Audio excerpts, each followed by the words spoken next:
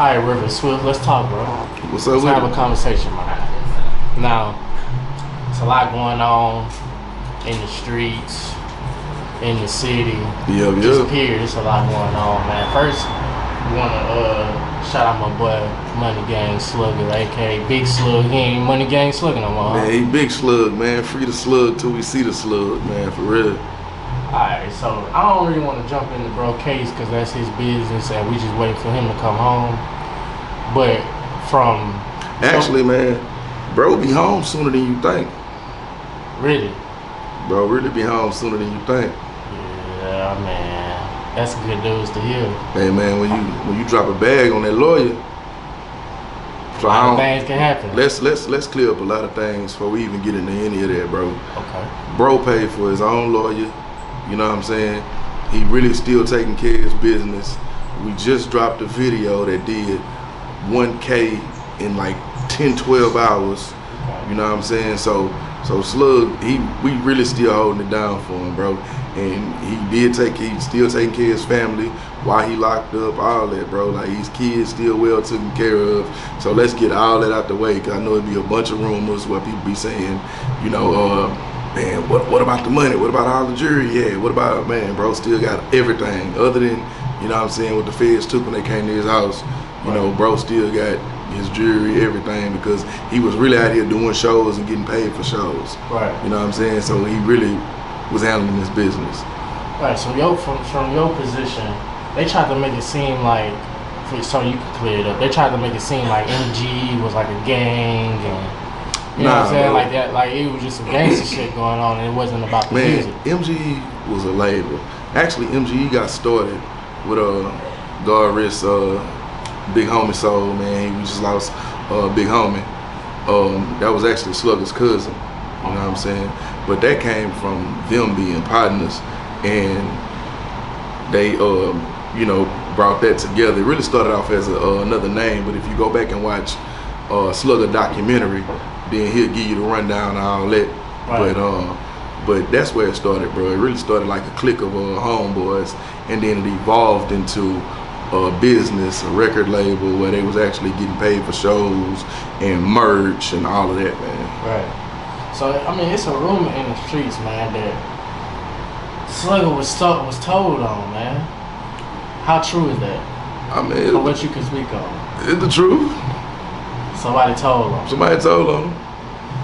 That's crazy, man. Like, how do you feel about that situation, man? I mean, it is, man.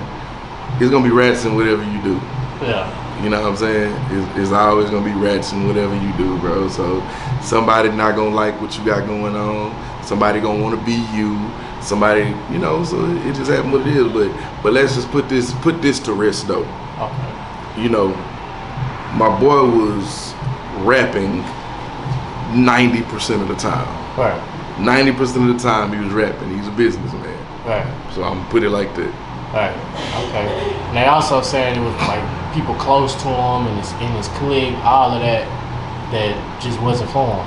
How true is that? It's a lot of people that wasn't for him, but you find out who really holds you down, who really for you when you in situations like this. Right. Bro, as long as people are around, Jay-Z said it best, and I quote that. You know what I'm saying? And we're gonna get off that particular subject question. Yeah. But I'm gonna put it like this, bro. When you don't have money and the other person don't have money, there's no strain on the relationship because y'all both broke. Right. When you get money and the other person don't have no money, they still need you. Right. So there's no strain on the relationship because they still need you. So you'll never know how they really feel about you. Right. But when you get money and the other person get money, then you'll see because they no longer need you. Right. You know what I'm saying? So this is the situation. As long as bro was out and he was able to do for everybody, then everybody had it, oh, Big Slug, that's my partner, my brother, I love him. All that, that's how it went. Right. But as soon as bro got locked up, a lot of people disappeared. And that's just how it happens. Okay. So but that's with life, that's with anything. Okay, and so we're gonna end the conversation here with that. So when he get out, is it no longer MG? Is it just gonna be Big Slug? Nah, it's gonna be Big Slug, bro. The Exotic Boys. Okay. Exotic always been his brand though. You see, he had the big Exotic piece. Yeah, no. You know what I'm saying? Yeah. So Exotic always been his brand. So it's just gonna be Big Slug, the Exotic Boys. Yeah. Okay.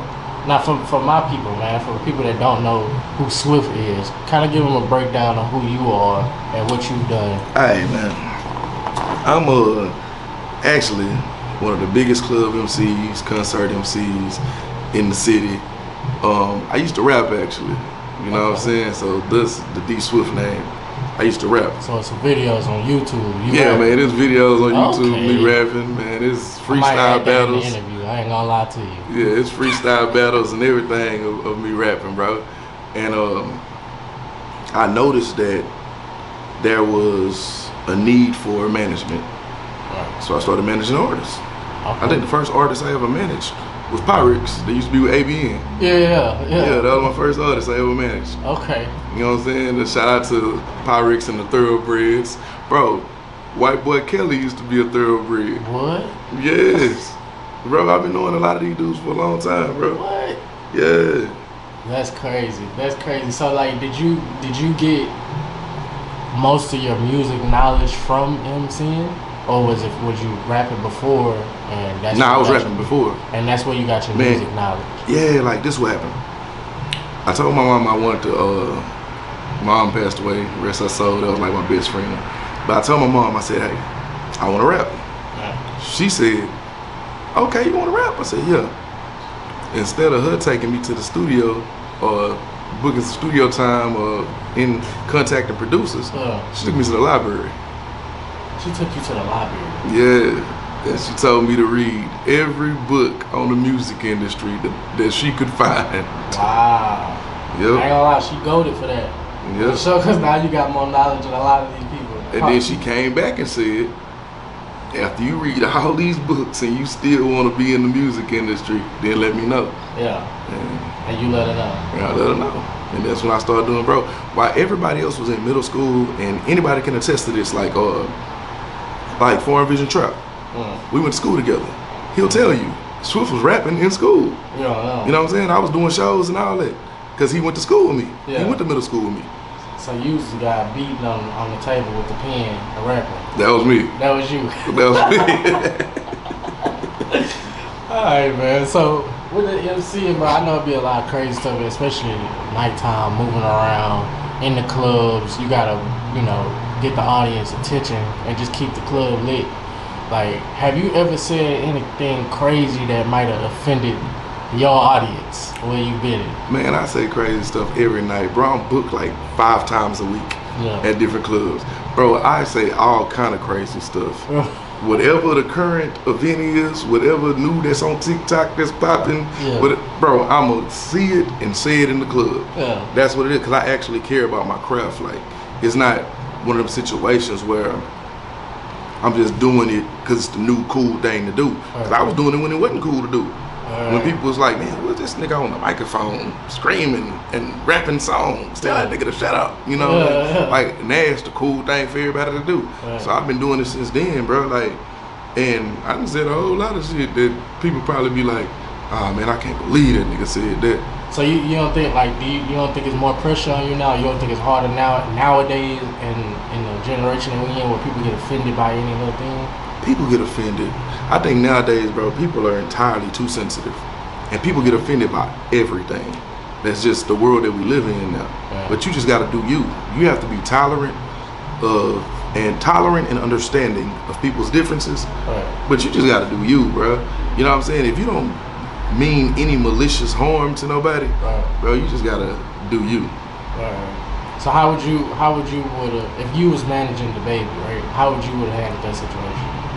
For one, I think it's not what you say, it's how you say it. Cause bro kind of went a little too detailed. Instead of just saying, if you do not have AIDS, put your cell phone light up. If you know what I'm saying, just like we now said, man, if you keep your pussy clean, scream, ah, you know what I'm saying? Like all that type of shit. Nigga done said all that. But he was like, if you don't have one of them STDs, AIDS, or HIV, one of them diseases that'll make you die in 3 or 4 days, and if your nigga you went sucking dick in the parking lot, and then Then his DJ in the background talking about some of y'all niggas suspect in the motherfucker. It's like, bro, I believe y'all went entirely in too much detail. Yeah. You know what I'm saying? And that's what caused the issue. Yeah. It's just the detail that they went into. So would you have told him to apologize? I mean, you can always think about what you say before you say it, Right. but what you can't do is stop people from reacting to what you said. Right. You know what I'm saying? So I would say apologize and say, if anyone was offended by what I said, I apologize, because my intentions weren't to offend anybody or harm anybody. Right.